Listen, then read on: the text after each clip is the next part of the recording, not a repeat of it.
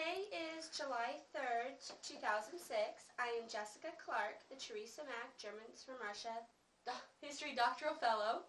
It is a pleasure to visit with Mary Ebach in Rugby, North Dakota for the Dakota Memories Oral History Project. Mary, can you please state your full name to begin with? It's Mary Ebach. Okay. Is there a middle name with it or just Mary? I have used Diane. It's not officially part of my name, but it is part of my name on some records. Okay. And where were you born? Here in Rugby. Here in Rugby. Mm-hmm. Have you ever heard a story about your birth? No, not about my birth. I guess it was just uneventful. Were you born in a hospital? Yes, in Rugby, Okay. Good Samaritan Hospital. Was that a common practice back then, to be born in a hospital? Or? In our family, most of them were born at home, through the aid of a midwife and whatever neighbor or whatever helped my mother. But the three youngest ones were born in the hospital. Okay. What are some of your earliest childhood memories?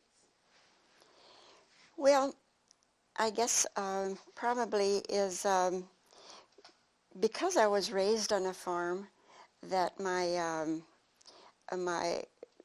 free time and my love was developed there on the farm for the animals. I loved the animals. We had sheep, and of course we always had a bottle lamb, and that bottle lamb got to be our responsibility. We had to fill the bottle, clean the bottle, and feed the lamb, at its time. We had calves. Of course, they weren't my responsibility, but they were still part of my love. And dogs and all the outdoor animals were my. Those are. I don't recall any other responsibilities that I had, or it was just the freedom of the farm, being able to walk around and to see nature. You mentioned the bottles. How would you clean a bottle back then? What would you use? We had brushes. Okay. They were the long brushes that would go inside the bottle, and then we had to clean them, make sure they were clean the nipple, and those little lambs would come running and they'd grab that nipple and they'd get their bottle done, and then they'd run, little tails would flop, and then they'd run away. So would you use like cow's milk? I mean, what would you use? Yes. Cow's milk? Mm-hmm. Okay. On your topic checklist, you checked that you wanted to talk about your family. Did you know either set of your grandparents at all? Or? No, my father's parents were both deceased by the time I came along. My mother's father had died in Russia, and my grandma had remarried, and I didn't know her stepfather either. And my mother's mother died when I was 5, so I don't recall anything about them. I have pictures of her, but I don't recall what she was like. I hear stories about her. Teresa Buckmeyer told about how she could bake bread so well that everybody liked the bread that she baked, but as far as remembering, they weren't around anymore when I. It's unfortunate that maybe some of the other members of my family weren't here to talk to you about that. But do you know the story about how your grandparents came to America? My mother's family came on the ship. It was called Kaiser Wilhelm the Great, and my mother was only 7, so she didn't remember why they left, but she said that her older sister had already come to America, and she wanted, I guess, her mother, my grandmother, wanted to come here too. They wanted to leave. Evidently, there was some problems developing in Russia as far as the landowners, the farmers were concerned, so they wanted to get out of there. and they heard about this great country of America, and they wanted to come here too. And a very unique thing, when I did go to Europe, and I went over on the Queen Elizabeth, and before I left, I asked our mother, would you like to go along? No, she wouldn't like to go along. And I asked her, well, maybe someday we can go back to Russia. And she said no, she never wanted to go back there again. She was glad she was living here and didn't want to go back there. And her experiences on board the ship was, for her, she said they were crowded into, rooms, evidently like a large cabin or whatever. And then she said they'd go upstairs in the upper deck, and she said get some fresh air, because she said that fresh air was so much better than down where they were. So evidently they were crowded in, and then of course if somebody would get sick, then it would affect the other passengers then too. But she said she'd never want to go back again. She was glad she was here. You said she was 7 when she came over? Does she have memories of Russia at all that she shared with you? I did an interview with both of my parents one time, and I asked them, what they remember. I asked her about her house that they lived in, and it was a sod house. And I asked her about like the floor, what kind of covering it had, and she said yes, they had covering on the floor, and the rest, the actual description of the house, she didn't remember that. I asked her about the land, and she said that they had cows and they had chickens, and being a farmer, it helped sustain them as far as their food was concerned. And she didn't remember how much land they had. And I asked her about making her own clothes, and she said, oh yes, they had to make their own clothes. I said, what about your shoes? And she said, oh yes. She said the shoemaker would come around and they'd fit your feet, and then from there they made the shoes. And as far as cooking, she didn't remember the things that her mother made, exactly, but what they ate at home. I asked her about the entertainment, what they used to do, and she said, well, they'd get together, neighbors like they used to visit, and then she said the younger kids would go outside and play, and then the older ones would be inside visiting, and then she said they'd start singing, and somebody would get out maybe like a harmonica or something, and then they'd play and sing. They had some good times. So did your mother speak German, or did she speak Russian when she lived over? Totally German. They didn't acquire anything Russian. I asked her about, why didn't you learn to speak Russian? And she said nobody spoke Russian. They were in like a little neighborhood, and they were all German people, and they all spoke German. And I asked her about the cooking, if there was anything that she made that had Russian background. And she said, no, they didn't. So she was school-aged at that time. So did she start school in Russia? And they didn't have to learn Russian in school? Or? Evidently not. I asked her about going to school, and she said, yes, they went to school. And I asked her about the school year. Was it like here, like from the fall until spring? And she didn't remember anymore, but she thought it was pretty much that time. And so was it a similar structure as far as like 8 grades in one class over there, or was it? She said it wasn't in a classroom as such. It was mostly in the home. Oh. And then the teacher came and taught in the homes. And they also had religion as part of their school, so I don't know what. Interesting. What is your mother's family's name? Her maiden name was Klitzel. Klitzel? Mm-hmm. How do you spell it? Kloetzel. Okay.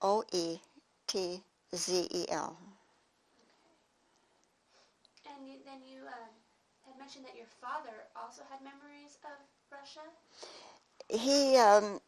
he talked about farming. Of course, he's a man, so he'd be more interested in the farming and more knowledgeable. He was older, and uh, he too talked about the land that they farmed. He said how many acres, and he used the word disadin, which is, I think that's a Russian term. And we translated that. I have it in my family book about translated what the disadin was in acres. And he said how many acres they had, how many acres they farmed, and they too had cattle and horses and farmed that way. How old was he when he immigrated over here? He was 15. Okay. So did he have a lot of memories about the voyage over as well? Or? He didn't comment on it. I had asked him about it, but he didn't comment on it. Now, if I would have done that same interview maybe 10 years later, I'd have been more knowledgeable on what to ask. But you know, at that time, this is before the Germans from Russia started. And so I did it without any assistance on what to look for, what to ask for. And that's unfortunate. The only fortunate part is I have them both on tape. I have them both talking a little bit about it, and I should have asked better questions, but for that time, for what I knew about it, they were okay, I guess. You say you have them both on tape. Have you thought about donating a copy to Michael at any time? I think I have. Okay. I think I have. I think if it's anything I've done, Mike has got Okay. it. Copy. I'm just noting it so that I can look them up. But. And what's your father's name? Michael. A very nice name. I like the name Michael. Ebach. And your mother's name? It's Catherine with a K.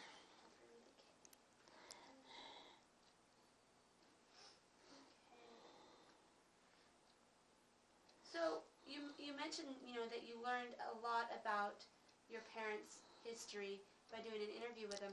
When you were growing up, did they ever share stories with you at that point, or was this something that you had to do later in life? It's something I had to do later. They did not discuss anything about Russia, the trip, anything about it. I don't know whether they didn't want to, whether it was a bad memory for them, or whether maybe they were afraid or whatever it might be. I don't know. And then, of course, we didn't have the interest either. At the time when their mind was totally fresh and could have related more incidents, more stories, we didn't care then. And that's the trouble. You don't care until, and then when I did start caring, I was tremendously interested. It's like an obsession with you when you start. Really, it's like an obsession. You just go crazy. I could work hours a day, and I got pieces of paper here and pieces of paper there. And then I think, oh yeah, I should do this, and I should write there, and this one writes in, and I mean, it's never ending. I have a book, but it's not done because it's a continual updating. And it'll never be done. I know. Members of my family have accused me of quit, you better quit. No, I can't quit because there's too much that needs to be preserved, really. Well, and it's a great treasure. I mean, from what I've seen, it's just fabulous. So. And we can't do it with our parents. We lost our grandparents, so we couldn't talk to them. We had other relatives we could have talked to, but they're all dead now. And even the older members of my family have all died, and they could have contributed something too, but I didn't get started in time.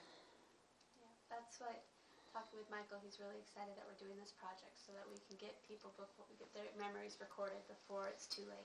I have one remaining brother, and he is 85, but I went to him for a lot of help, like the farm work, the seasonal farm work, the fall, the spring planting, the haying, the harvesting.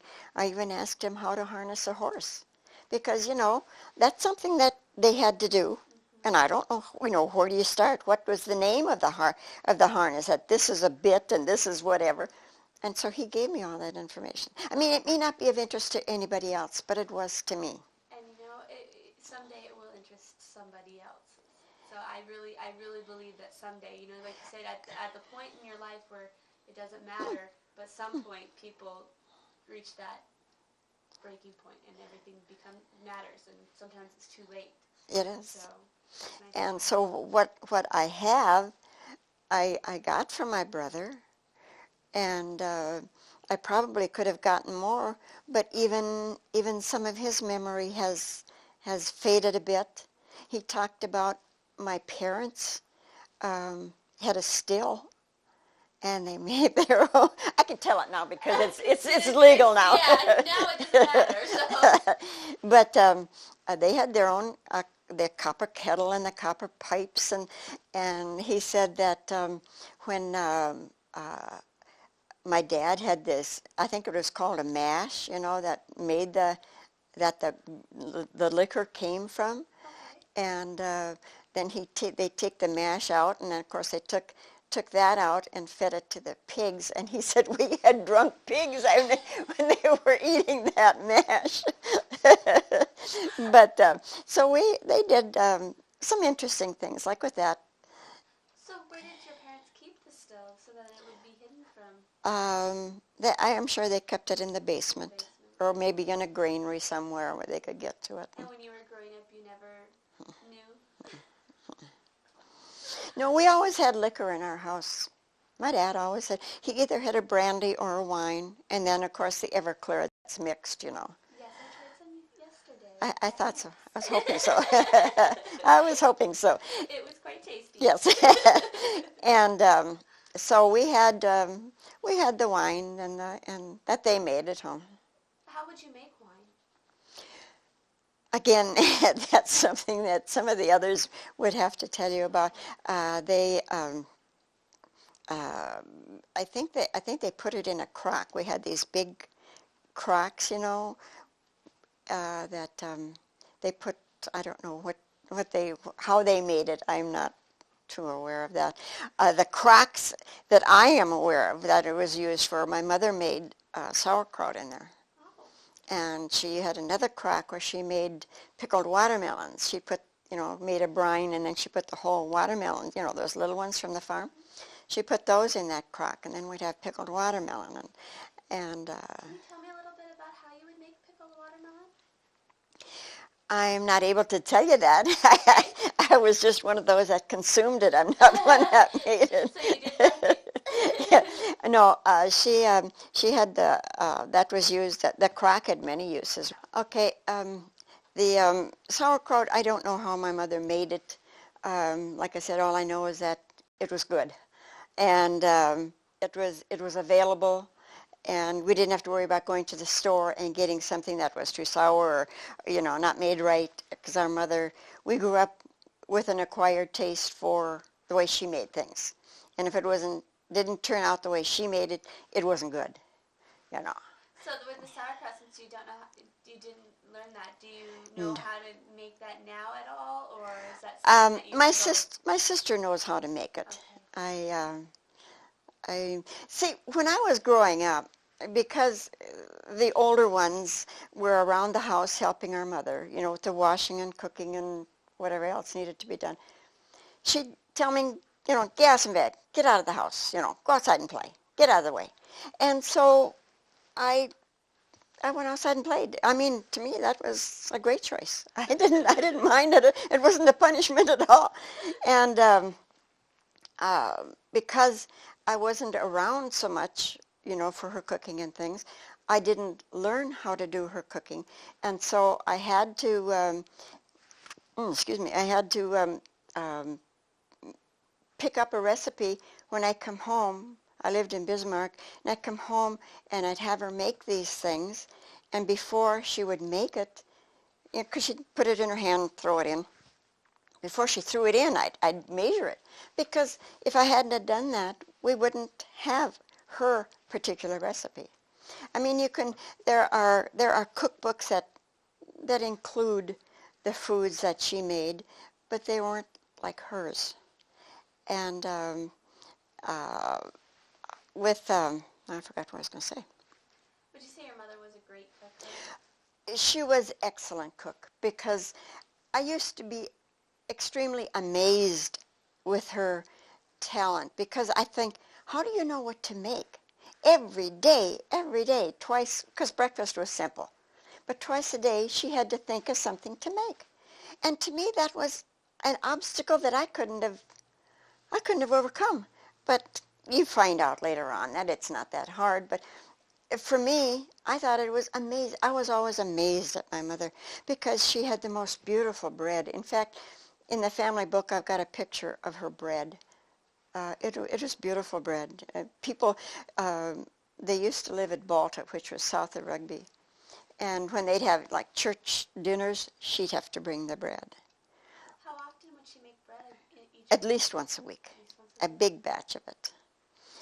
To feed as many mouths that she had, how many loaves would she? Oh, well, she'd have a double loaf in a pan. And I suppose there would be like maybe 6, 8 loaves. Okay. And that Pans. usually lasted a week for the family? And in between time, because we didn't eat meat on Fridays, we'd have like maybe a dough with like some sort of a dough mixture, whether it'd be like kasnifla or ram noodle or just regular dumpf noodle or those things. What did you say, ram noodle? Ram noodle. Okay, it translated, it's a cream noodle. It was like a ravioli, only bigger, and then it would be filled with a cream mixture with cream, egg, sugar, and so forth. And then she'd put that into a square, then pinch the edges together, and then put that in boiling water, and it was good. So, since your mom had so many mouths to feed, when would her day usually start when you were growing up? Early. And Early. She used to be able to wake up always without an alarm clock, and she'd be awake at 5 o'clock. And I don't know that she necessarily got up at 5 o'clock, but she would get up early in the morning, and then she'd always, depending on the season, in the wintertime it was more relaxed. In the summertime it was quite hectic, because she used to talk about when she'd have to go out to the fields to help with the shocking. They used to have a thrashing machine, and then they'd have not a combine, but a binder, and it would produce these shocks, these bundles, and then they'd set those into shock, and she'd go out and do that along with, with the rest of the kids. She was right there with her kids. then she had to go back in to make the meals. She'd help milk cows. She was strong. Amazing. So, if you take me through a typical week that your mom had, what would a week be like? If you start with Sunday. Okay, Sunday morning it was always church time. The girls had to be dressed up. She made sure that when we were little, she made sure that we had nice dresses and shoes, and our hair was always combed. One thing, just to lead up to that, was I probably started on Saturday. She'd put our hair, wash our hair, put her hair up in braids. And I used to hate that because, she'd put the hair back and we'd have pigtails. And once in a while, of course, she'd pull. And, I used to hate that. I'd sit there and do this. But it was her responsibility. And then she got all the kids ready for church. And we lived out on the farm. We had about 8-9 miles to drive into church. And sometimes we'd get there early. I shouldn't say sometimes. We always got there early. And sometimes they'd sit in the car and watch the other people. They'd get out and visit with the other people that were there early. And going to church, it was the women on one side and the men on the other side. And, of course, we sat with our mother. And I know some of the older ones talk about they were, like my brothers, they always had to sit in the front of the church. They were separated from their parents. They all sat in front of the church. And there was like a taskmaster. He would sit in the front, and those kids didn't dare do anything wrong because they were disciplined immediately. You behaved in church. And the girls, I don't know, I guess we were better behaved. But she got us all ready, and then after church, then we went home. And most generally, she made a soup for Sunday dinner, a soup and maybe chicken or roast beef, and she did all of that. And then what would Monday consist of? Monday, they generally washed clothes, and because of the at, up to a point in our farm, we didn't have electricity. And then after we got electricity, of course, life became a little easier for her. But then, you know, she'd have to boil the water. She had a cook stove. And she'd have she had a reservoir on the stove, and that water would get hot in there. And then she had another boiler on the stove that was filled with water. And then she washed the clothes, you know. She washed them twice and rinsed them and hung them out. And, where did you get the water from? well, How far was had to that? carry it. Oh, it was just within the yard. It wasn't very far. And then, of course, as progress came to the country, we got running water and we got electricity, and her life became easier because it had been extremely hard. But then, as the older ones, you know, were like 18, 19 years old, they wanted to leave, and so they left. And some of them started going to Chicago to work. And why they ever got there, I don't know, but they got to Chicago. And one went to Seattle. And then our family got smaller. And then they started getting married and moving away. And then we left home. And it had to be lonesome for her because my dad died a few years ago. And so she didn't have her husband anymore. Her kids were gone. And so she had a lot of memories. Once in a while she'd cry, and I'd ask her, why are you crying? Well, because of this, you know, the music and the people. And I said, we shouldn't cry. I said, they're memories. Think of the good times you had. Well, she did that. Anyway, getting back to Mondays, that's generally the Monday was the wash day, the washing. And then they hung them out on the line to dry. And if they got too dry, they had a sprinkler bottle. It was like a pop bottle, and then it had holes in the top, and then if the clothes got too dry, they'd sprinkle them and roll them up until they could iron them. Oh. And then when they could get around to ironing them, which would be maybe the same day, then their clothes would all be damp yet. They wouldn't be like bone dry. So what would you do in the winter to dry your clothes? That became a problem there too because they hang them out on the line and bring them in stiff, you know. And then we had a rack and a clothesline in the house too, and then they'd be dried on the line. So Monday could get quite crowded in the house with the clothes hanging. It could be. So you know, now we have outfits probably that could fill a closet for a month. How many clothing did you have as a child? How many outfits did you have? I didn't have very many. I didn't need very many. Because I wasn't clothes conscious, and as long as I was clean and covered, you know, that was all our mother asked. She was particular about cleanliness. Her house was clean. Her own physical body was clean. She was a clean person. And so as long as our clothes were clean, if anybody, like my brothers, if their clothes needed patching, she'd do the patching. She did it by hand, and she was good at it. Did girls wear pants, or did they wear dresses when you were growing up? I had jeans and a top, and there was, I had dresses too, you know. But when you're on a farm, it is mostly jeans because it was a thing to wear then. Were they hand-me-down clothing, or new, or made? Some of them were hand-me-down. Okay. Some of them were, of course, remodeled, you know. Somebody else had, maybe my sisters in Chicago had nice dresses, and they didn't want them anymore, so they'd be remade and made over for us. And I didn't care. I didn't care. I didn't know that I was supposed to care. I didn't know I was supposed to be aware that, you know, you're supposed to look good. I just, you know, that's the way our mother raised us, and mentioned doing wash. Did she have a washboard or a washing machine? Or? Well, when my mother originally started, it was a washboard, and done in the tub, and then, all that had to be wrung out. And What would she use for a detergent? she had a bar soap. I think at that time it was like a P&G. It was in a blue wrapper. We may still have one somewhere, but that was what they used.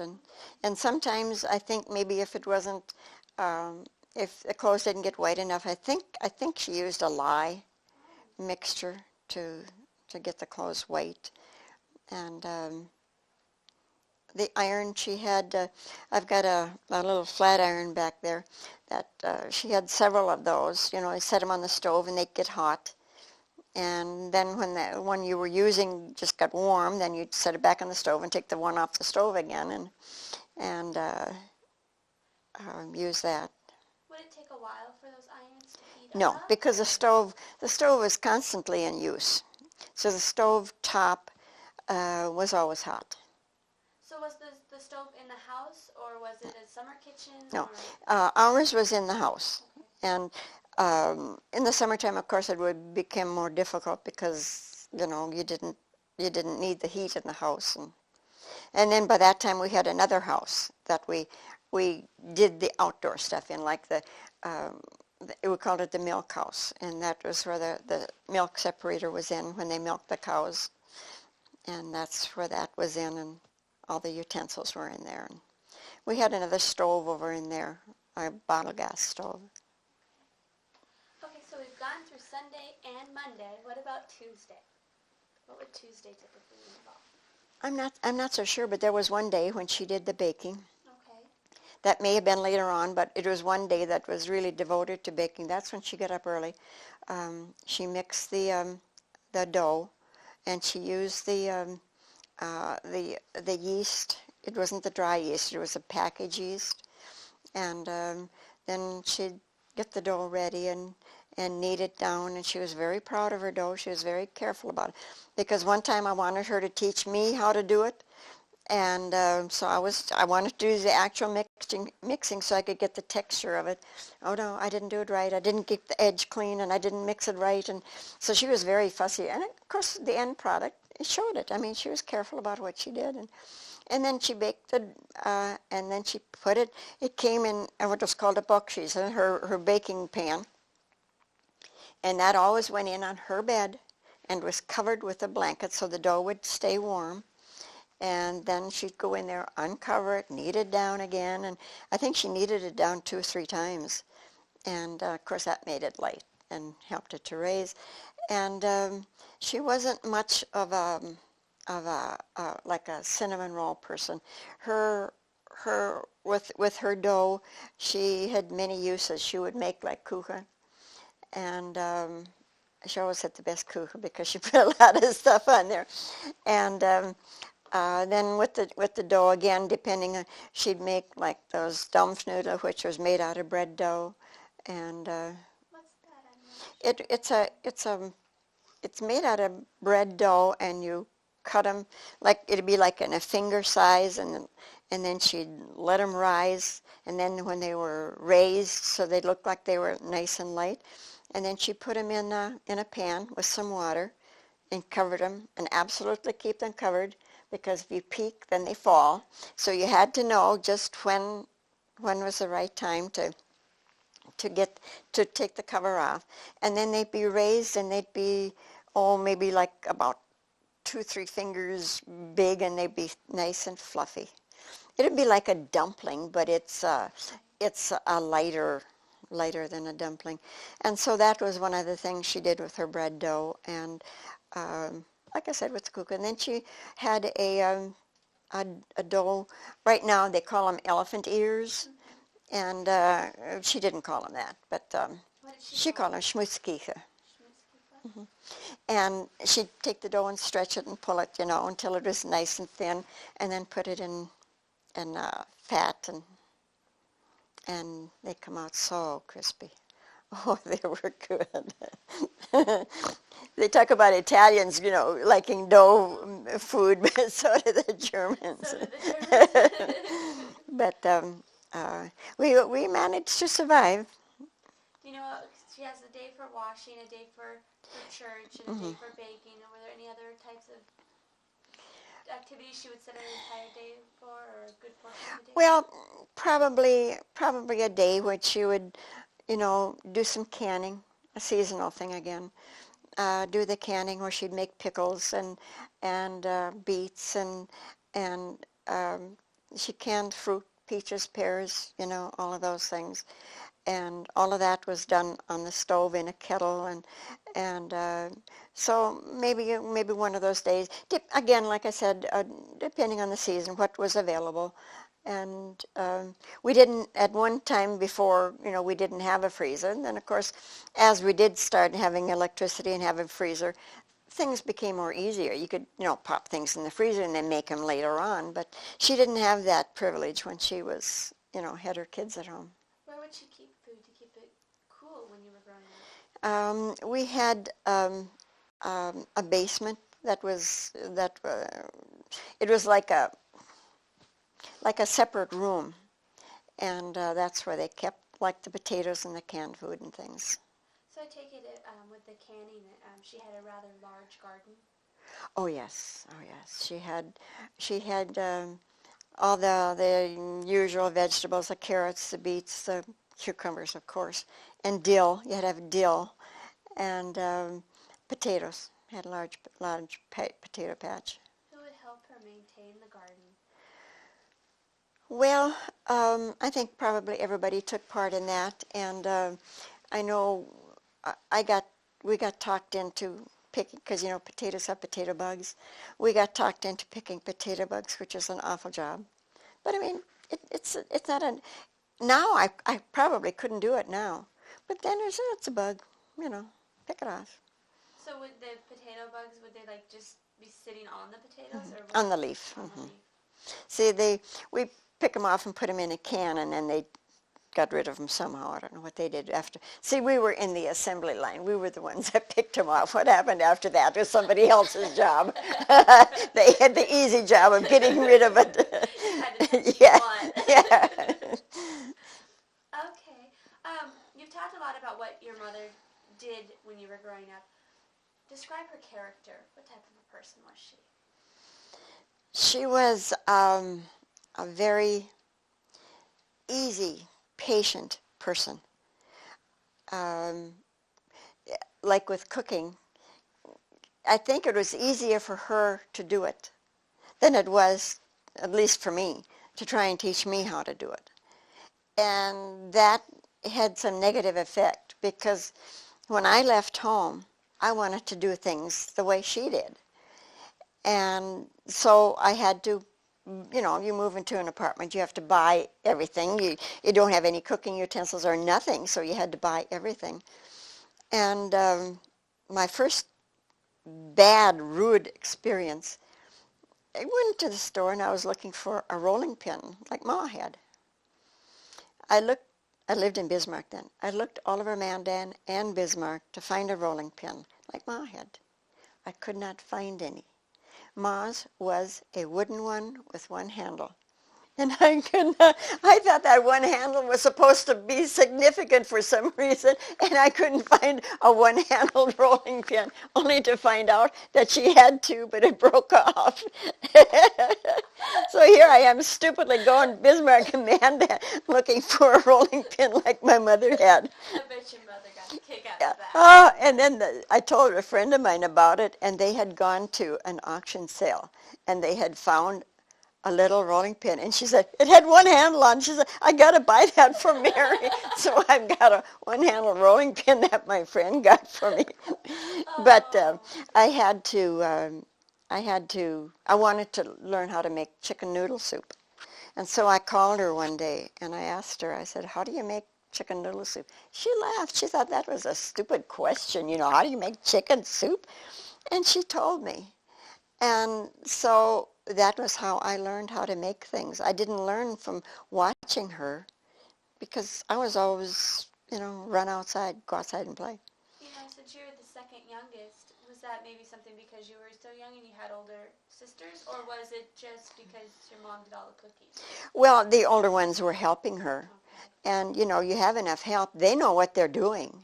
They, she didn't have to stand over them and tell them what to do because they did it. I mean, I'm sure at one time she had to show them how to do it.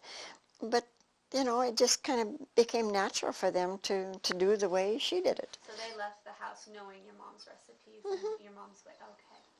But then there too, they leave home and they didn't take all those recipes with them. They know they ate in her house, they ate her food, but they didn't take all that along with them. And now, because we've got that little homemade little cookbook, now they say, oh, I'm so glad you got that.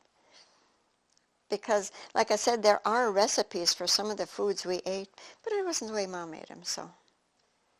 And I'm sorry, I have to explain to you, I call our mother Ma and our dad Pa because that's the way we grew up. Everybody was calling Ma and Pa. And yet in German, when we spoke to them, it was never Ma, it was Mutter, which is mother. It was always addressed properly. We always called them Mutter, Vater. And so that was something that we picked up on. That's an Americanized. So you never said Ma when you were talking to your mother? Oh, yeah. But you... In English, see, we did. Okay. We did it. Okay, in English. Yeah. Mm-hmm. So at home then, when you were a child, did you speak English at home or did you speak German? Both. Both? We had to learn to speak German because we could not communicate with our parents without learning. And it's something, again, that it's a natural thing that developed in our lives is, it's German, and you speak it. But, and even now, if I can find somebody that speaks German, they're cornered. I speak German with them as long as they'll listen. But there aren't that many that will either admit that they are German or that will talk German anymore, or that can. So it's something that is being lost, and it's unfortunate because there's going to be maybe how many generations, and it's gone. Yeah, most people that I interview, they're the last generation that speak German. Their children don't know it. That's too bad because there are so many things that can be said in German that, for that particular instance, is appropriate to use that word. I know, like Terry Wald, I can speak German with her. She and I speak German just great. I mean, we speak the same type of German. There are different dialects and different words that people use, but she and I speak the same kind. So every once in a while we get together and we talk our German because it's hard to find somebody that I don't know if I could still pray in German because that's something that our mother did in the months of May and October. Was the month of the Rosary, and she made all our kids kneel down, and the whole family had to pray the Rosary. She'd lead it. She had a statue of the Blessed Virgin, her lit candle.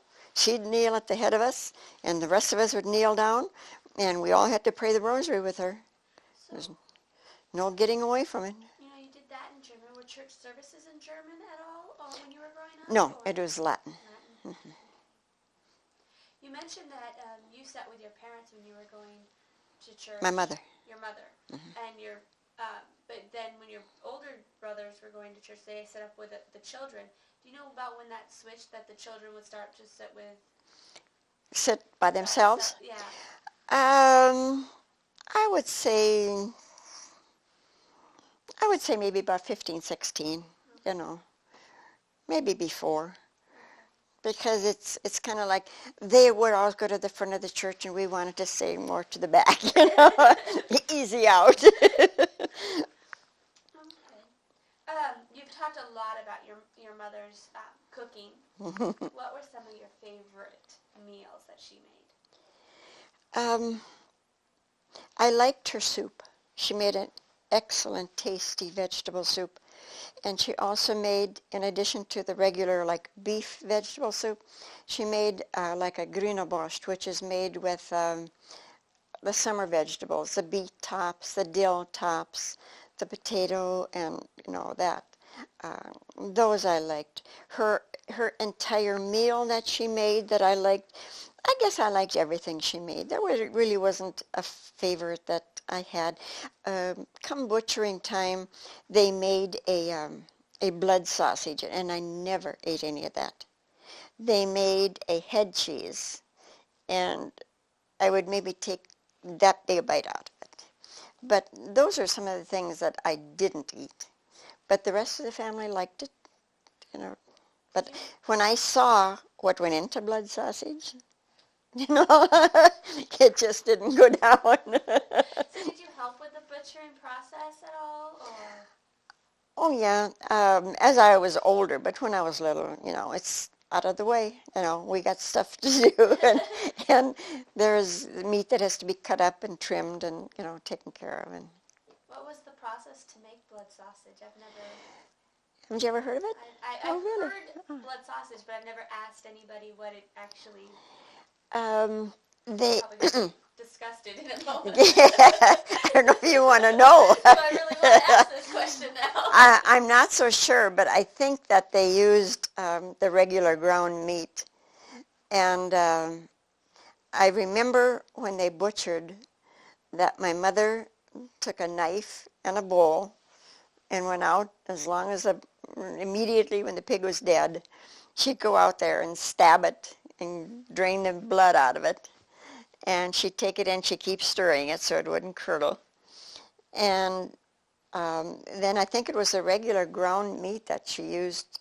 I don't know how she mixed it in. And then that was cooked and put into casing. And then it was cured then after that. It was like boiled and Did go refrain from tasting that one. But, if you can put aside how it was made and just eat it off a plate, it's tolerable. So it isn't. But at that time, no. And that's, we had, our cousins were here from Indiana. My mother's nephew and his kids were here visiting us from Indiana. And they had never been on a farm. And they did not know where eggs came from. They did not know where milk came from. And when they saw it, they wouldn't eat. They wouldn't drink milk, and they wouldn't eat an egg. But see, that's the difference. I mean, you know where an egg comes out, and where the milk comes out, and that's just something that was new to them. And I mean, to us, it's acceptable. We grew up with it. I mean, good heavens, that's an egg. It wasn't bad, But I guess that's the advantage I had of growing up on a farm. That's why I said I had many advantages in growing up on a farm, and part of that was responsibility. We had things that we had to do, and we saw life, beginning, a new calf or a new puppy or a new kitten or a new lamb. Those were all part of education. It was a different type of education, but it was still the overall, the complete knowledge of, I mean, now you try and explain something to someone without knowing about it, it's hard. But for us, it was natural. We grew up with it, we saw it, and we knew where calves came from. And you talk about seeing the beginnings of life with the cows and the puppies, and did the calves and the puppies and the colts, did they come kind of like pets to the children for a while? Oh yes, absolutely. We had colts that grew up to be, I mean, they were so special, when they finally had to, to kill them. It was like killing a human. It was the same way with killing a pig wasn't that much, because a pig wasn't that much of a pet. They were kind of a really independent animal. They weren't lovable like a lamb can be, or like a dog or a calf. A calf, to some of them, we had to feed by hand, and my mother always did that. I remember my mother bringing in some newborn calves, like in the wintertime is when they were born. she'd bring in a calf that maybe the cow couldn't take care of, or maybe it was sickly and needed some extra attention. They'd bring it into the house. She laid it on the oven door and kept it warm, and she'd sit up at night and watch that calf and nurse it just like a human being. She took care of that calf. It meant a lot to her. But like a neat woman. but and then of course it started moving around, and then they'd take it back out to the mother again. But she took care of it. And there were things that, like my sister, she was riding on a hay rack in the back, and she missed one of the boards, and there was a nail there, and it ripped her leg open horribly. And my grandma was still living at the time, and between my mother and my grandmother, they fixed up that sore. She has a scar now, has a large scar, but at least there was no infection that came of it. But they medically, somehow, the good Lord really brought them through a lot of trials, you know. So would you see doctors often when you were? Well, they went to the doctor. My brother had to have his appendix removed. Of course, they had to go to the doctor for that. And he had something wrong with his eyes, or at different times, you know, they'd have to go to the doctor. And that again was a progression of time. The earlier years, they didn't. Somebody in the neighborhood or in the family knew exactly what to do, I guess. And sometimes there would be like a man. He wasn't a medical doctor as such with a degree, but he practiced medicine, and he lived in the town of Barton, and he would always have an answer for your questions, you know. If it was something, a sore or something, he'd give you a salve or an ointment to take care of it. So did you ever have to visit him when you were a child? Do you, besides the appendicitis, did any of your brothers and sisters or your parents have illness when you were growing up? Not. See, my dad was a really tough bird. He was a tough bird. He had, I think, probably may have had some stomach problems, but he ate anything. And my mother,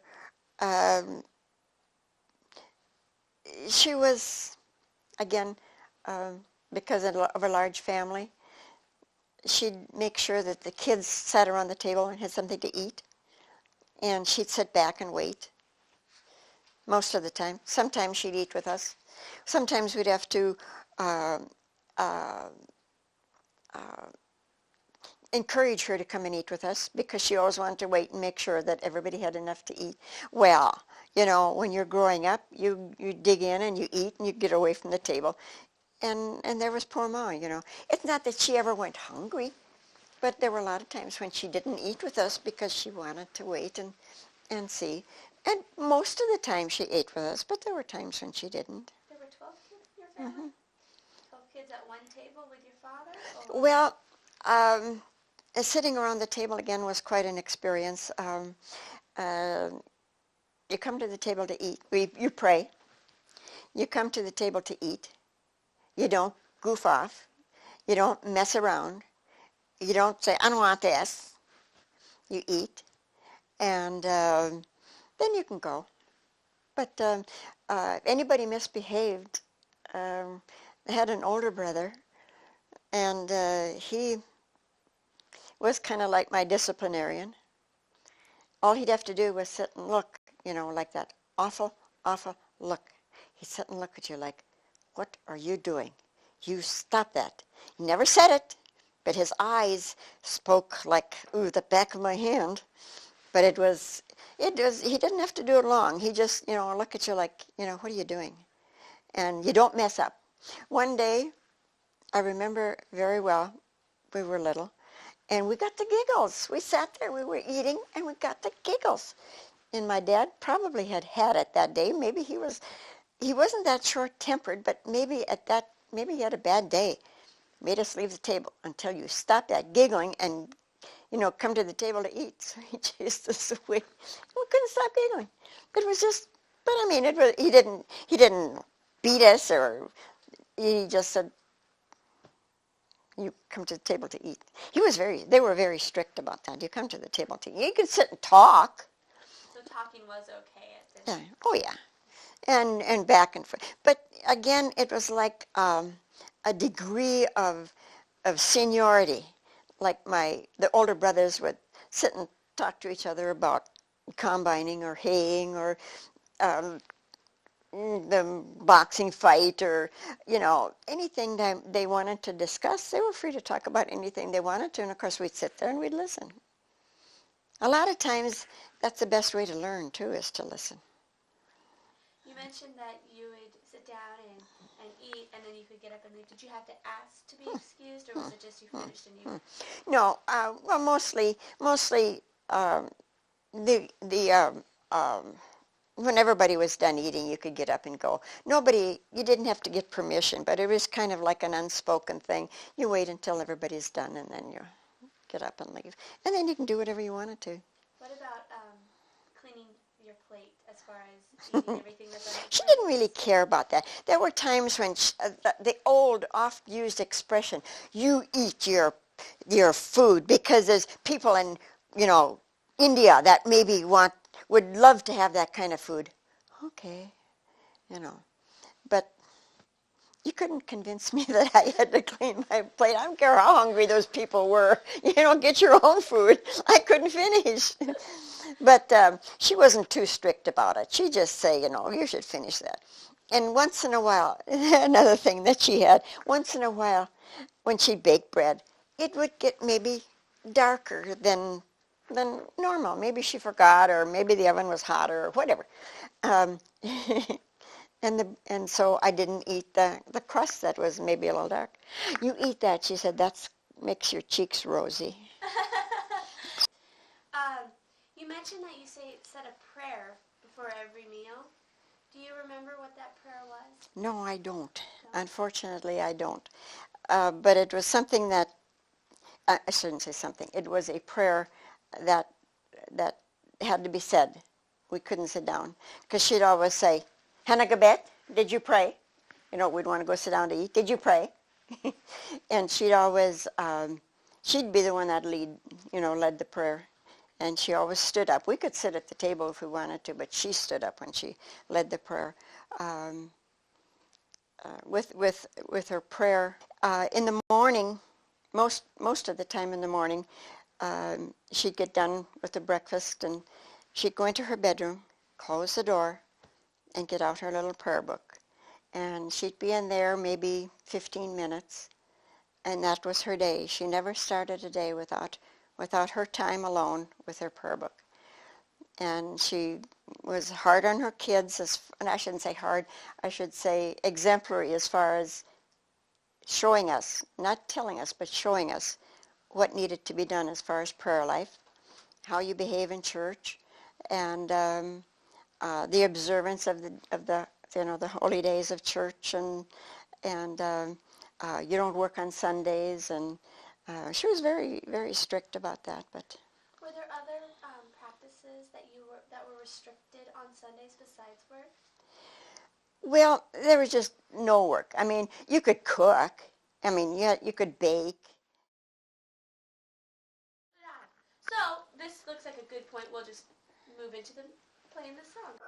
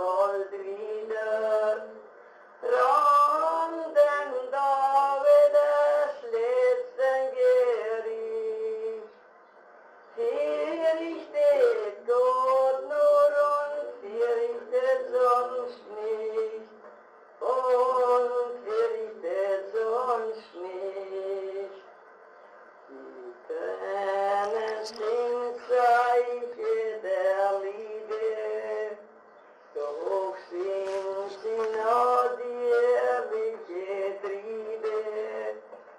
Nur um eines bitte ich, bitte täglich auch betet für mich, auch betet für mich. Frieden ist stolz mein Sinn, ich hab mich verschrieben, ihr ich bin. Mein Herz, There's that song. Maria, brennt allzeit zu dir. Vor Liebe und vor Freuden, o himmlische Zier. Mein Herz, o Maria, brennt allzeit zu dir. Vor Liebe und vor Freuden, o himmlische Zier. Du mich in Schutz nimmst, Maria, ich dich. Wenn ich komme in Eden, verlasse mich nicht. Du bist ja meine Mutter, dein Kind will ich sein. Nimm Leben und Sterben dir einzig allein. Du bist ja meine Mutter, dein Kind will ich sein. Nimm Leben und Sterben dir einzig allein. Noch ich der Herzen schon tausendmal mehr. Nun müssten sie suchen, Maria, dein Ehr. Viel tausendmal ruf ich Maria zu dir. Mutter der Gnaden, alle Herr, mich je näher. Viel tausendmal ruf ich Maria zu dir. Noch Mutter der Gnaden, alle Herr, mich je näher. Jetzt wär ich zum Abschied, das Geblein schon gingen. Vor Trauern und Weinen kann ich nicht mehr singen. Jetzt scheid ich mit Schmerzen und Weinen von dir. Gute Nacht, o Maria, bleib ewig bei mir. Jetzt wär ich zum Abschied, das Weglein schon gingen. Vor Trauern und Weinen kann ich nicht mehr singen. Jetzt scheid ich mit Schmerzen und Weinen von dir. Gute Nacht, o Maria, bleib ewig bei mir.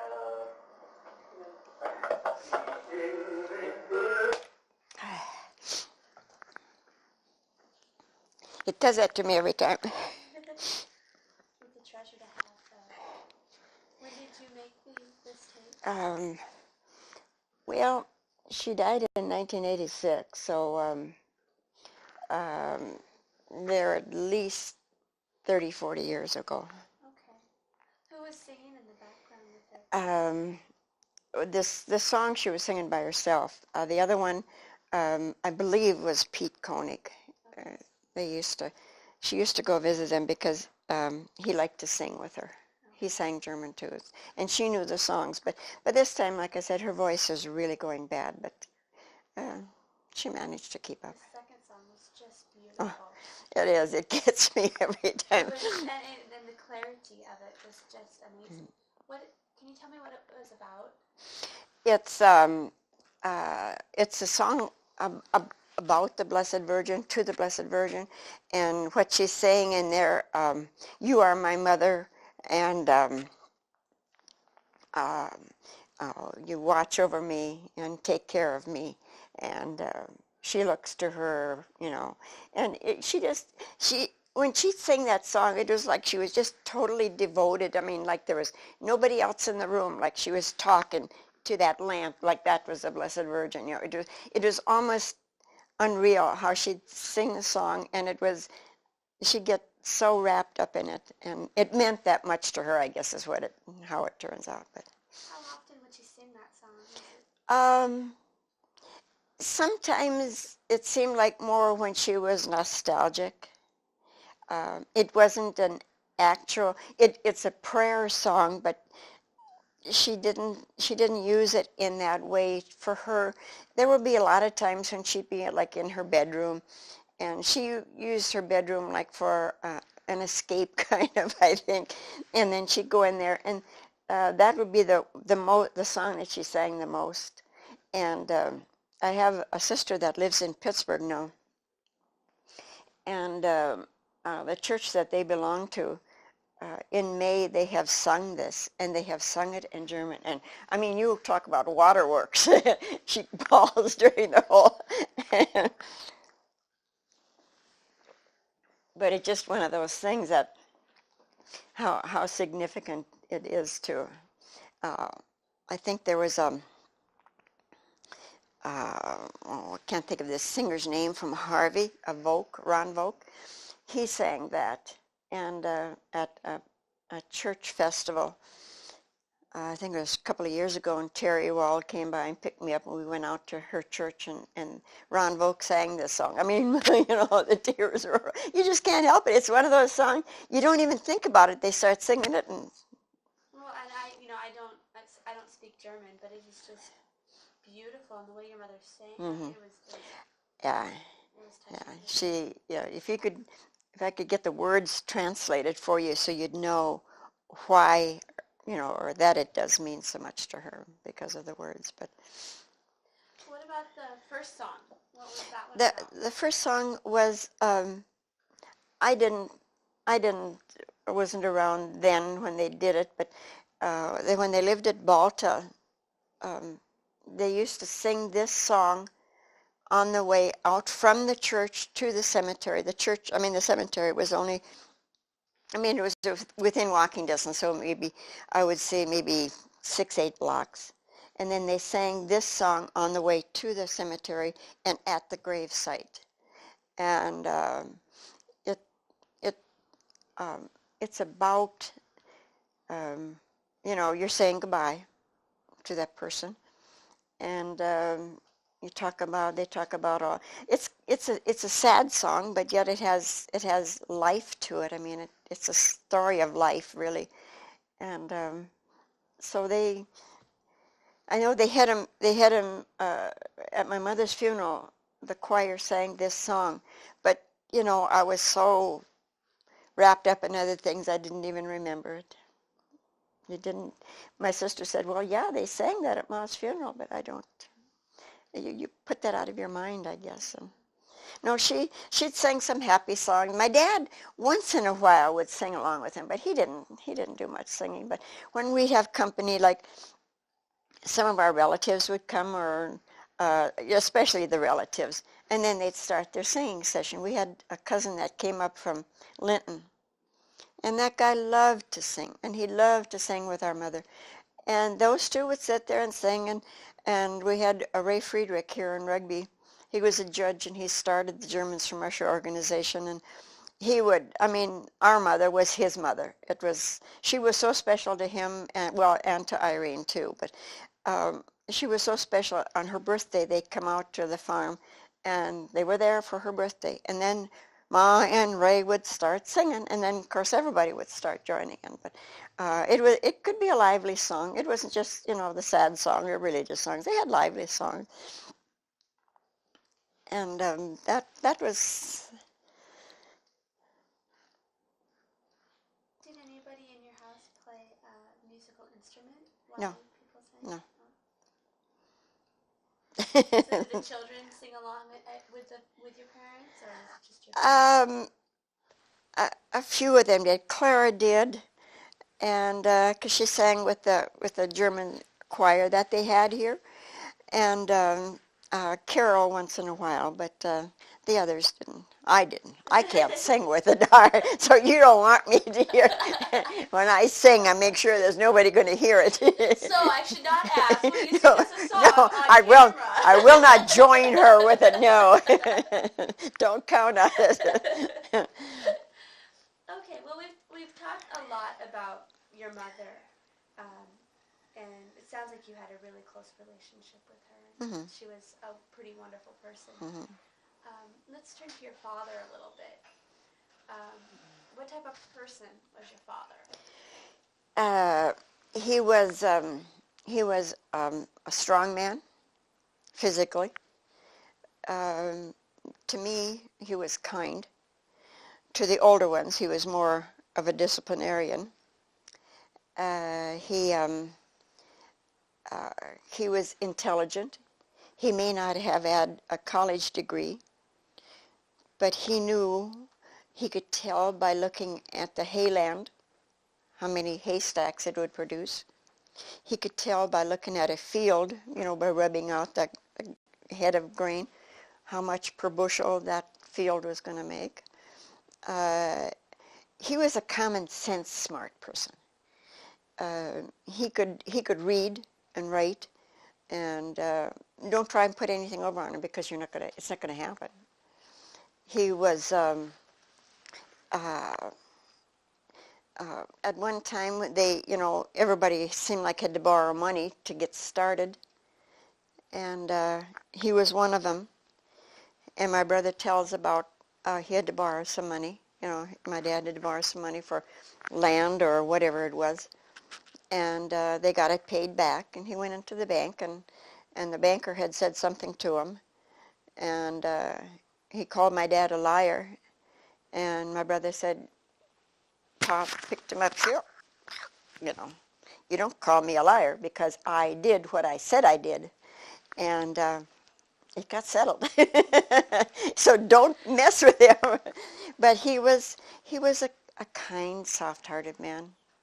He was kind of more, but see there again, it's more to the men, the father with the boys and the mother with the girls.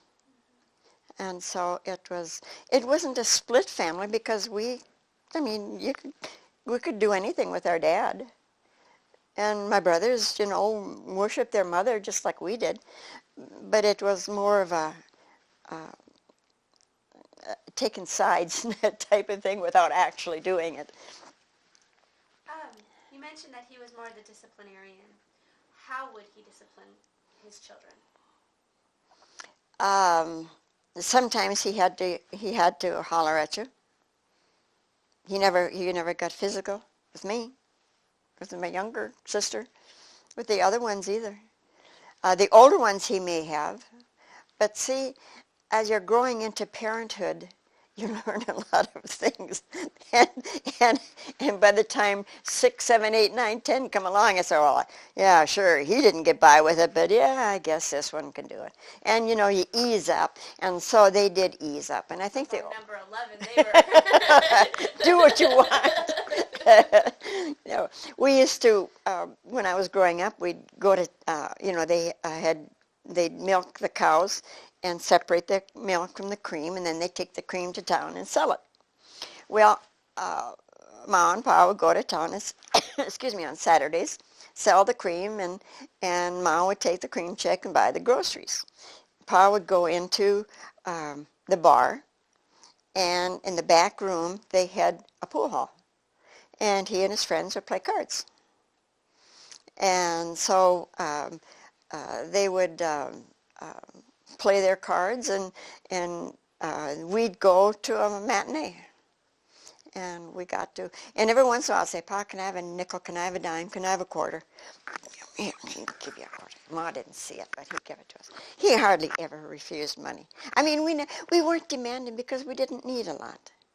And when we did, it was maybe candy, more than likely. But they gave us money without asking to go to the movie. And we just didn't need a lot. I guess when you're content, you know, what is there to need? I had mentioned to a priest one time when I was living in Bismarck, I had to take him out to the airport. And he wanted to know about my family, and I said something about, 12 people. And I said, we were poor. I said, with 12 kids, you're bound to, not dirt poor or raggedy poor, but we were poor. And I said, but I didn't know it.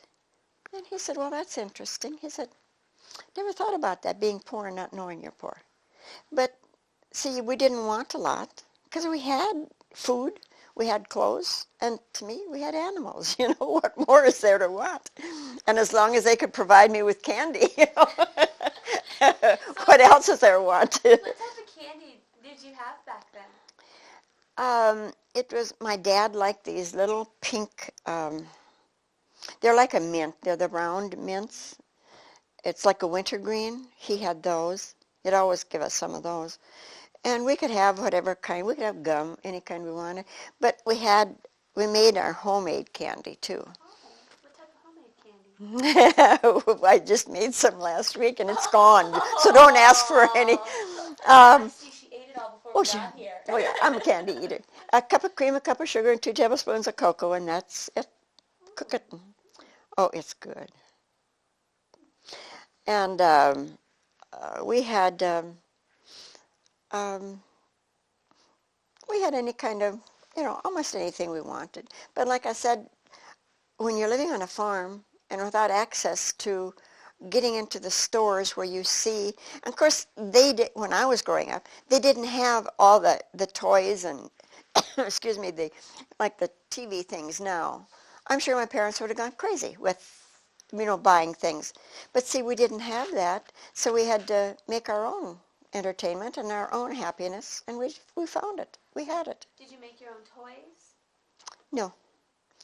We got dolls, and we had,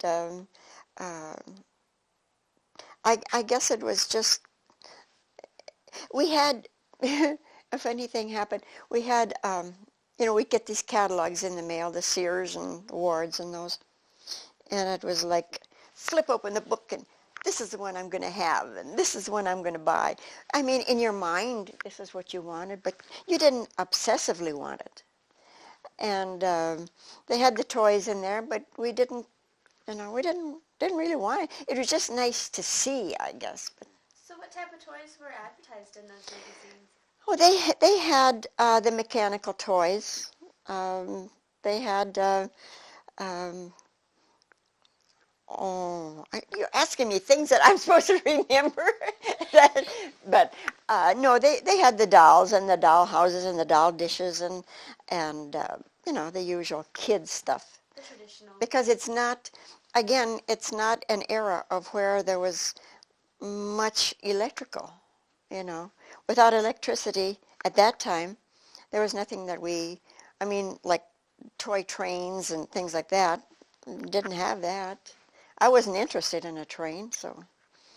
You mentioned that your dad didn't have a college education. Mm-mm. How far in school did he go? I think he made 8 grades. Okay. And he, like I said, he was just common sense smart. I'd just be amazed. We went, to give you an example of common sense smart, on the way, we were going on our way to the Peace Garden one time. And in there's kind of a long, wide curve. And my brother was driving the car, and he said, do you know why that curve is there? And I thought, well, water or whatever. I said, not really. And he said, that's to allow for the curvature of the earth. You have to have a curve because if you go straight, you'd wind up, off.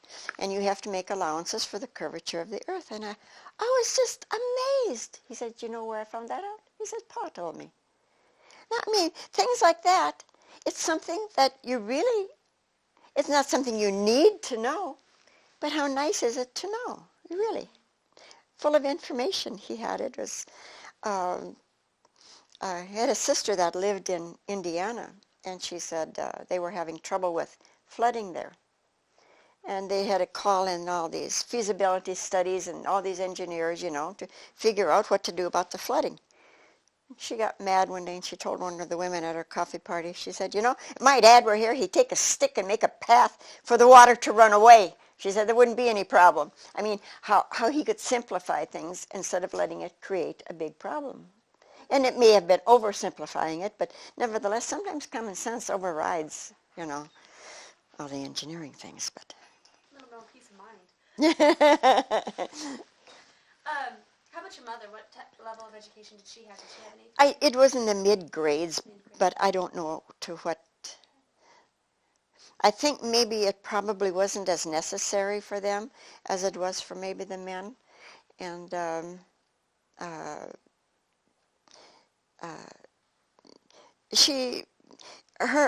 her common sense prevailed. It was a lot of things like measuring for food, and there were just other things that she just, it seemed like she just automatically knew or did. And sometimes going to school is no, I know in your instance right now in this era it is required. I mean, where are you going to go without a degree? You cannot accomplish your goal. You cannot make a living.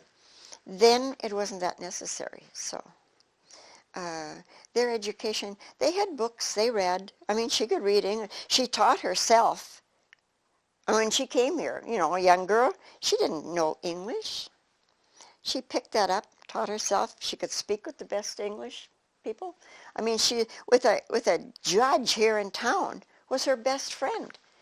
Well, not her best friend, but one of her friends, and he had no problem communicating with her. And she could read. It got that picture out there where they're sitting reading. She could read the Monday Daily News. There was no problem with that. And that's all self-taught. It was a desire to be understood and to understand, I think. And she was a proud person. She was proud of herself, of her kids, of what she had done. I mean, she didn't acquire probably the greatest wealth, but her wealth was herself, with her with her family oriented. And when you figure she gave 9 months of her life for each child, and 9 months for 12 kids is a lot of months to give up for your child. And then it's not just the 9 months, it's the what about the afterwards, you know, the diapers and the bottles and whatever else it was, you know. So she gave herself to her family, and I thought she did a great job. I don't know. You mentioned that it was kind of a gender divided house. I mean, not that you didn't get along, but gender divided. Right. When you did socialize with your father or do things with your father, what type of things would you and him do? He would play. He would show you. He loved cards. Oh man, if you sat across the table from him and played cards, that was his joy. He loved to play cards. And so all of us in our family, all know how to play cards. I didn't learn how to play pinochle. He did. He taught the others how to play pinochle.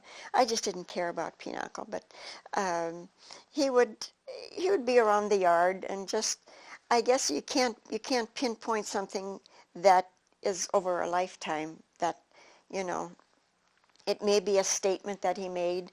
It may be a caring enough to give you that nickel or that dime to go to the movie.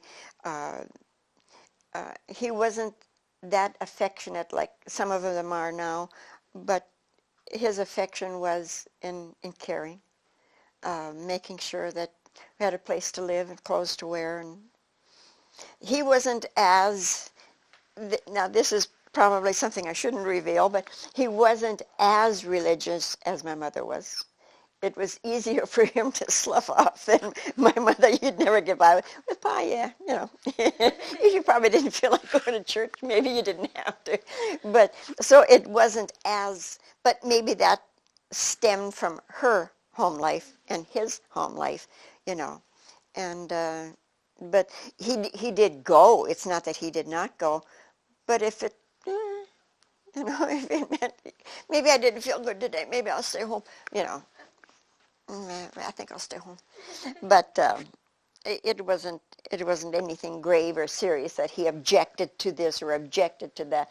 It was not. It was just one of those things. That, so with when you were growing up, was Sunday every Sunday church, or was it a regular thing, or did you occasionally miss? Sunday you had to go to church. There was no there. The only exception was like in the wintertime, if we could not get to church, and being 8 miles out, that you know, it is you couldn't take the risk of being on the road. So we had to observe it at home. Then she'd pray the rosary with us, and we all had to take some time alone with our prayers. And then that was it. I mean, you couldn't go. There wasn't anything we could do or she could do. And then she just went about her business of starting the soup and getting the meal on, you know, a little bit earlier than if she'd have gone to church. But it, I don't know if they ever went to church with a horse and buggy. I don't know that, but I don't think so. You mentioned cards. Your dad loved playing cards. Besides Pinochle, what other type of card games? Whist. Whist? He taught me how to play whist and hearts. Okay. But can you explain whist? I've never really...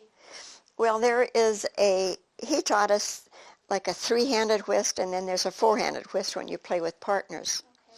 Okay. With a three-handed whist, you deal the cards out, and then there's a dummy hand.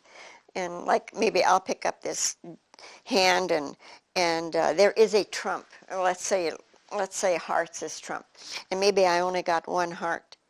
And if I'm the first one that's able to trade, then I'll get rid of my cards and get that hand. Well, that may be worse than the one I had, but it may also have all the hearts, you know. But it was fun because then when you dealt the cards and you got your hands and then you say how many tricks you're going to take. Like maybe I'm capable, maybe I've got every ace and every king, and so maybe I can take 6 tricks, and it was fun to do that. And he'd always, I get so upset with him because he knew what he was doing, of course, and I didn't. I just play along, and he'd say 6 or 7 tricks, and I haven't got the heart to even say 2. You had to say 3, but so I'd always say 3, and he'd get out. He'd take a lot of the tricks, and sometimes I don't know whether he let us or whether we really earned it, but we'd take some tricks too. So would this be a daily thing that you would play cards with him, or was it a rare occasion? I mean, when would you play cards with him? Oh, occasionally, sometimes during the week, you know, if we wanted something to do, or he wanted something to do, or wanted to be involved with the kids, he'd play cards, and he was pretty patient with it. But when it came to playing cards with the adults, woo, no. You know what you're doing there. We used to have, Sunday afternoons was another visiting day, you know. It seemed like everybody came to visit at our place. I don't know. And then when they would come, then we'd have to, you know, make yourselves thin and disappear because they always wanted to visit. But they generally played cards. So Describe the family house. Like, how was it set up? What did it look like? Out on the farm we had a big kitchen because that was where a lot of things had to take place. I mean, the washing and the cooking and baking and everything had to take. So the kitchen was big. The living room was big too, but not as big. And then the bedrooms were, we had to have like 2 beds in each bedroom. You know, we couldn't have a bedroom by ourselves, so we had an upstairs. So our bedrooms were upstairs. Our parents' bedroom was downstairs, in the main floor, and then there was an entryway into the house because in the wintertime, well, even in the summertime it helped. In the wintertime it kind of kept out like a cold draft. And so you had this entryway into the house, and that's where they hung all their jackets and caps and stuff. So when your parents would have guests come over and visit, where would they play cards at? At the kitchen table. And like I said, it seemed like everybody always came to our house. Once in a while, our folks would, you know, if you can beat them to the punch and get out of the house before they come, they would go visit. And that's when the kids were always doing their mischievous stuff. That's when they would get into trouble. Mischief stuff. What types of things did you do? Well, that's when we sometimes snuck in making our candy. And some of the other ones would take the car and pick up or go outside and do stuff. They had their way of getting into trouble. What type of car did your dad have?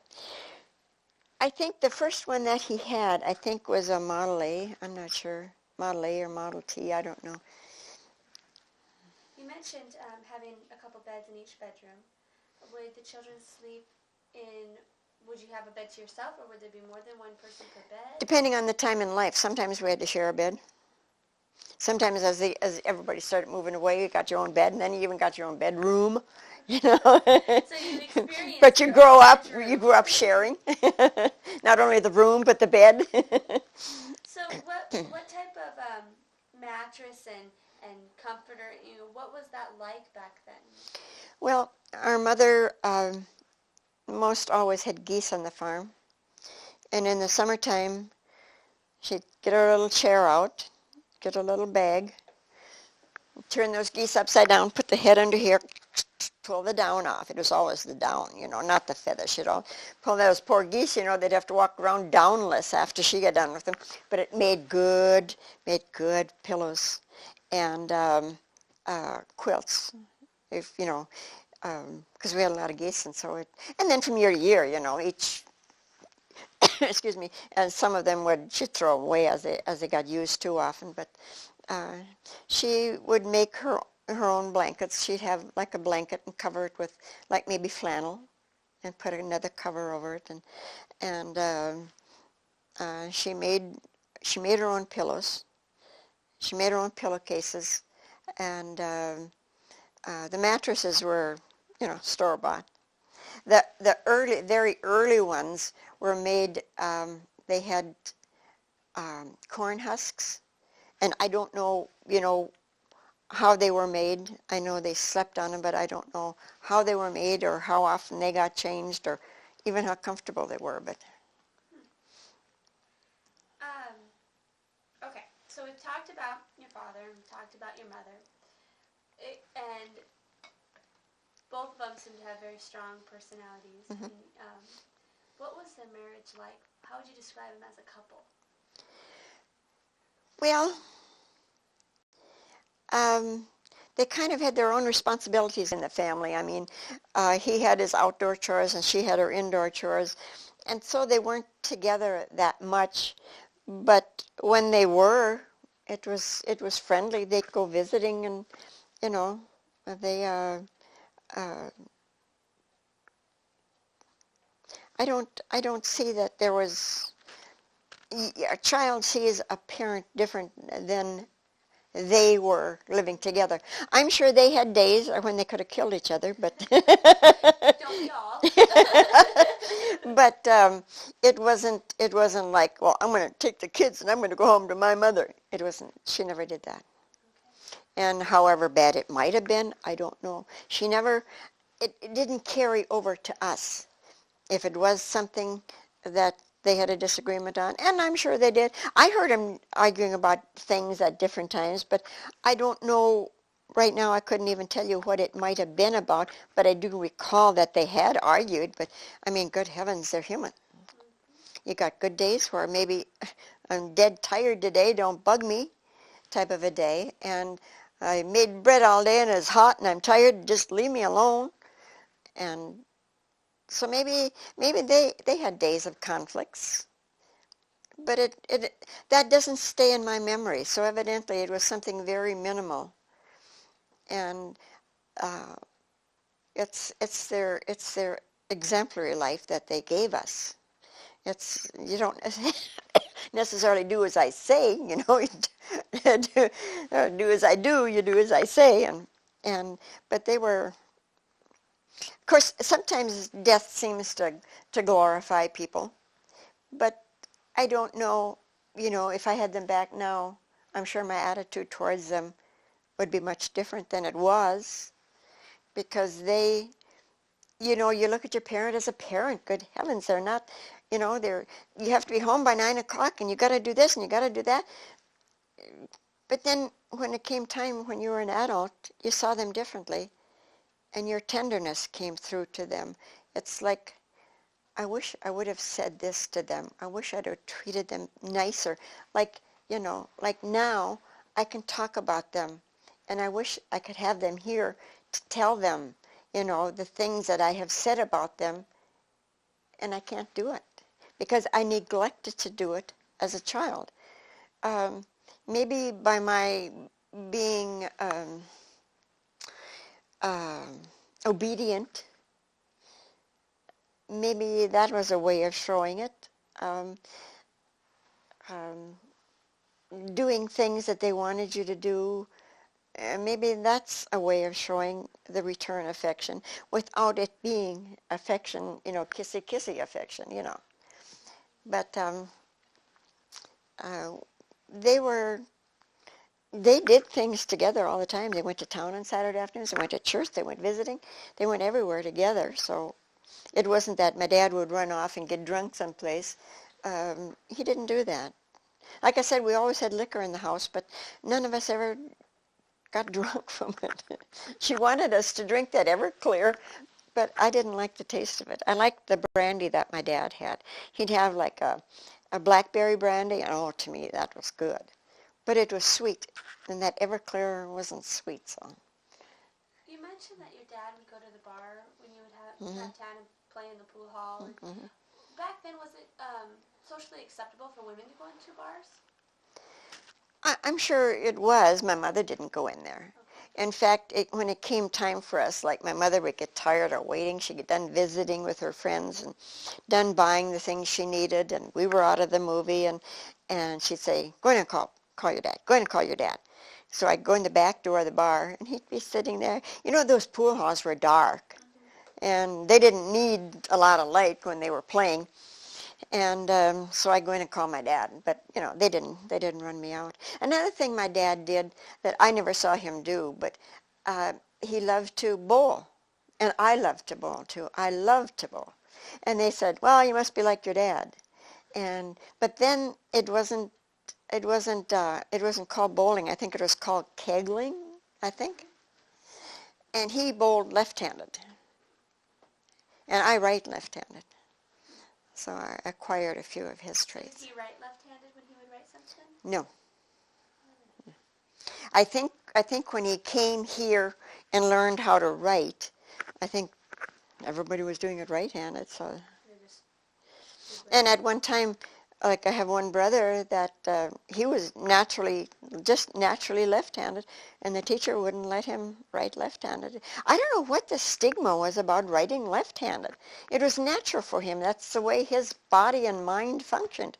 And if they caught him writing left-handed, they'd have a ruler and they'd snap his wrist.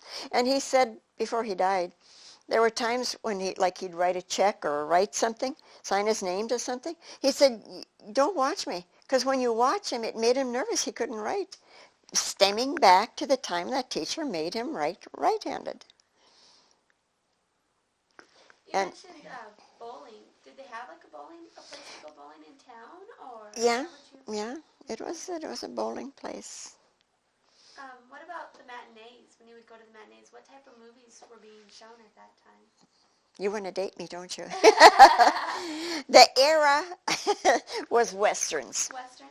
Westerns, absolutely Western. And they had, before the movie started, they had like a newsreel where they would show the news events. Basically, I don't know how current it was, but and then they'd have a preview of the coming movies, and then they'd have the actual movie. And the matinee was just for kids, and when it was like Roy Rogers and Gene Autry, and when Roy Rogers got the bad guy, that whole theater just erupted. I mean, it was like, there was no other way but Roy Rogers was going to get the bad guy. And As kids, did you ever reenact some of the Western movies that you would see when you would be playing out on the farm? No, I did not. I guess I wanted to dress Western, like Really? cowgirl outfits, Let's see here.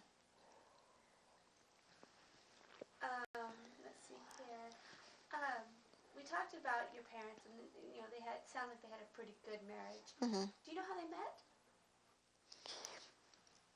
I asked them that one time, and I think it was through a friend that introduced them, and then they started going. Well, it's not really dating, because it wasn't really dating. I think they probably, I don't know what they might have done at that age, whether they went to a dance or what they would have done, whether he just came over to see her and they ate together, at the house. I don't know what they might have done. See, these are a lot of things that I would like to have asked, but I didn't. And now I just have to rely on what I either remember that they did or presume what they might have done, or somebody else that knew them that said that, well, this is how they did it. And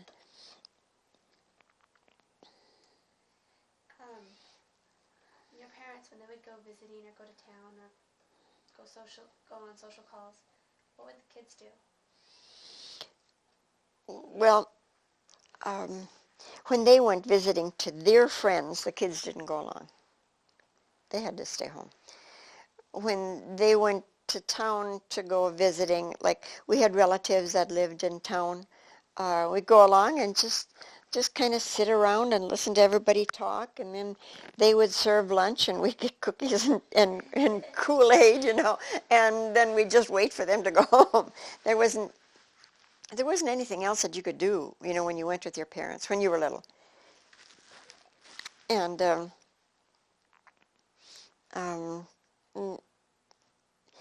I guess, see, when you go to somebody else's house, they didn't have any more toys than we did, because they were in the same category. So You said that when company came over to your place, that usually the children made themselves scarce.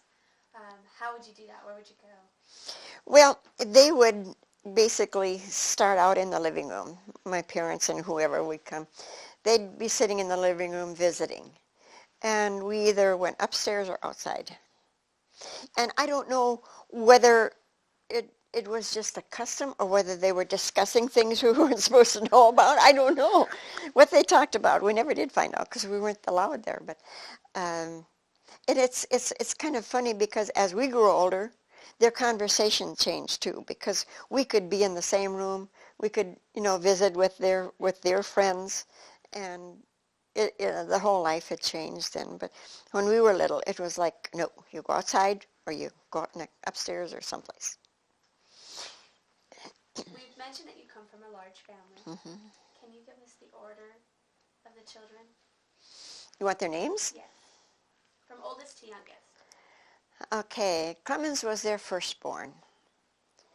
And if one died, okay, Clemens was the firstborn. He got married, had 6 girls, and he was in the hospital dying of cancer.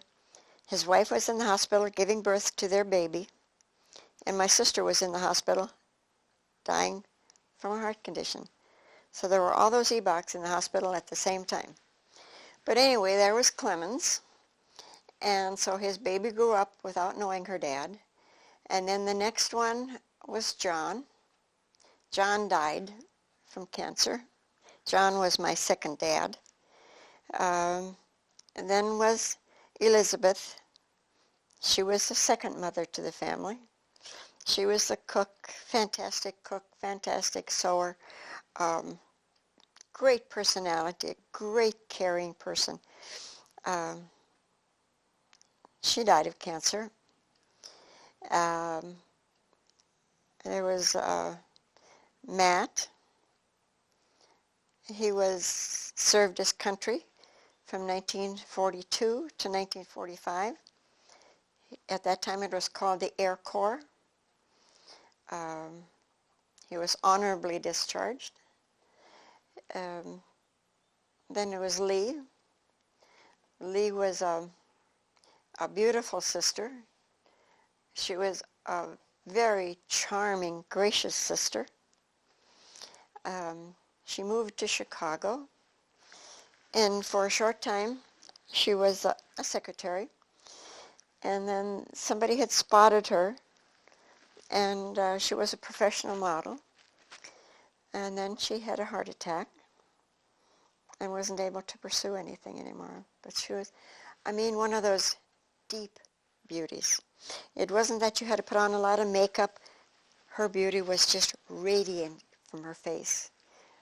And her character, her personality, was one of graces. You'd think she was in the White House. She was that gracious, that charming. She died.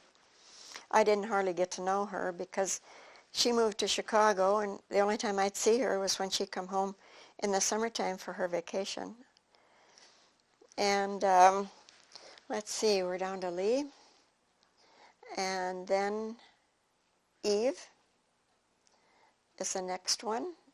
She's married, has 3 boys. She's still living. Illick is the next one. This is the only surviving brother. He's been filling me in on a lot of family stuff. Agnes, we call her Ag. She's living in Pittsburgh. Has 3 kids. One of them is a pilot. Clara is here in Rugby. She was our farm caretaker for a while. Teresa, she's living in Chicago. She has 6 kids. Her husband died. Me and Carol. So if you look at the time span between the oldest and the youngest, how many years is there in between that? Your mother. The oldest could have been the father to the youngest. There was that much difference in it because there was not. Our mother didn't have one child right after another. Okay. There was at least 2-3 years between each one. So there was kind of like a breather. Family almost, because the oldest could have. Okay. And like I said, this John was my father. He really wasn't, but he was my disciplinarian.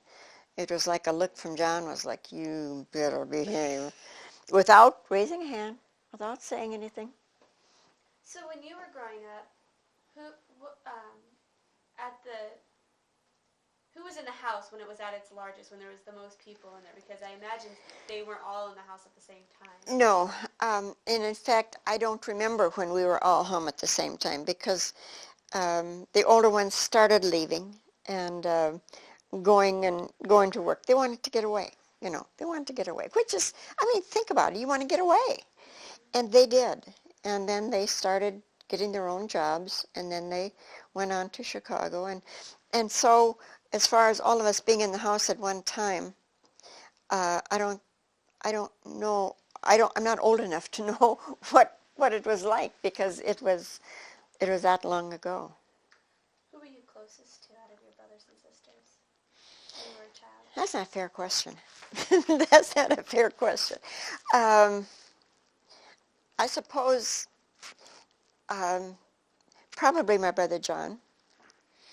But in later years, my brother Matt, because he's the one that really got me started with these family stuff. He could know that, well, this is our cousin, on our mother's side, and she's related this way and this way. He didn't need a book or any records. He knew what the relationship was, how we were related. And so they all have their own ties for me. Um, like like Lizzie, she was such a caring person. She was always interested in what you were doing, and see, like Clara now. Clara is here, and there's a lot of things that she does that, you know, will kind of keep you close with the family. Um, there isn't a family member that doesn't, like the sister in Pittsburgh. She called twice last night. I mean, it's nothing for them to pick up the phone and call. What types of things would you do with your brothers and sisters when you were growing up? Well, I got run out a lot, and so I was with my brothers. I liked to be out with them because they were with the horses and with the, as far as playing games, and we didn't see they didn't want to be around the younger kids. Like if they go to town on Saturday night and go to dances or go visiting and stuff in the bars and stuff, we weren't allowed to go along because we weren't, couldn't go into the bars. But the rest of the time, I remember one time when they were thrashing, and I got to go out with my dad all the time with the horses, and they had a hay rack, and they said they knew the horses were tame, and so they allowed me to take that hay rack and the horses and go home. Well, I'm such a softy for the animals, I let them stop and eat, and they were all sitting at home eating, waiting for me to come into the yard, and there I was in the meadow with the hay rack and the horses, and they were eating. But I loved, that was my heaven, if I could be with the horses, and to sit with my dad on the wagon when he was, moving the grain around and stuff. That was, I thought that was just the tops. And as far as playing games with them, I guess we didn't play games. They used to play softball among themselves, but I was never good enough to play with them.